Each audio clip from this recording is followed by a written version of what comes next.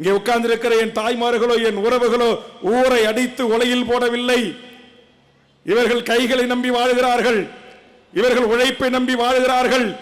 இந்த உழைப்பை நம்பி வாழுகின்ற இந்த மண்ணின் பூர்வீக குடி மக்களின் வாழ்க்கை தரம் எந்த அளவுக்கு உயர்ந்திருக்கிறது, இவருடைய வாழும் முறையில் என்ன மாற்றம் இருக்கிறது, இவர்களுக்கான ஒழுகாத வீடு இருக்கிறதா, இவர்களுக்கான 3 வேளை உணவு உறுதி செய்யப்பட்டிருக்கிறதா, இவர்கள் வீட்டுக்கு ஒருவருக்கு அரசு வேலை தரப்பட்டிருக்கிறதா, இவர்கள் வீதிகளிலே சாலை வசதி இருக்கிறதா, இவருடைய குழந்தை செல்வங்கள் படிப்பதற்கான தேவையான கல்வி, ஆரம்ப கல்வி முதல் ஆராய்ச்சி கல்வி வரை இலவச கல்வி இந்த ஏழை எளிய இந்த குடியான மக்களுக்கும் இந்த மண்ணின் பூர்வீக குடி மக்களாக இருக்கிற என் தமிழ் குடி உறவுகளுக்கும் கிடைத்திருக்கிறதா?